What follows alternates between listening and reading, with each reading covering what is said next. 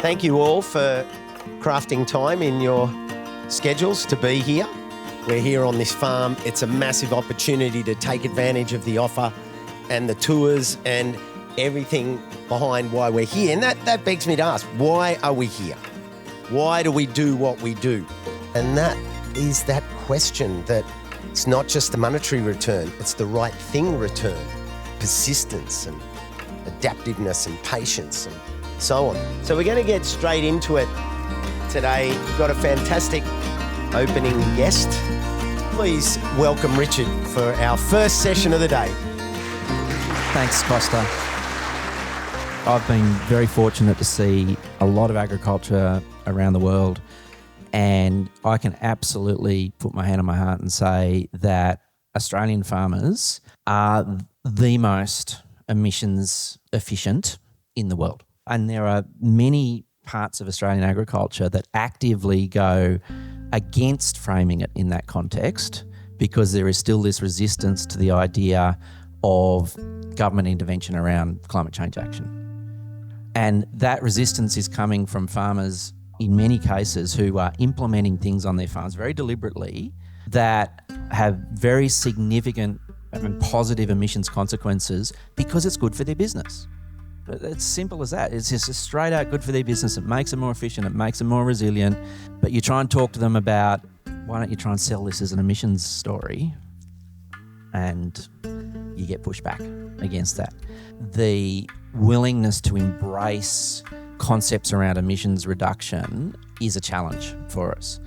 To see how they're integrating so many different practices in a really non-dogmatic way, you're working with the natural flow of what's happening on land.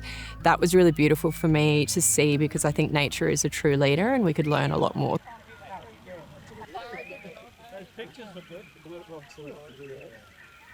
Three different monoculture systems. We've got macadamias, we've got finger limes and the Davidson plums. And so what we're trying to do is work with what we have and integrate and bring in biodiversity into those systems. So basically this whole area you see now is the system. So we look at the whole area. What we can do as land managers is prevent loss on farm.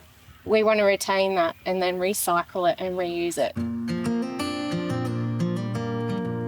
Improving the soil health is probably my big thing at the moment, and reducing the amount of weeds. Testing and measuring is also great because this beautiful farm that we're at, every section of it is probably different. You are the most important thing for land management and building soil health on your farm. By increasing soil organic matter, we drive the biological system in the soil to glue particles together, to make nutrients available to our plants, to make sure that we've got adequate moisture and air in the soil as well. Because if you don't know which soil you're standing on, every other soil decision you're making is guesswork, right? Go for a walk, dig a hole and have a look. You need to actually be connected with what you're trying to influence.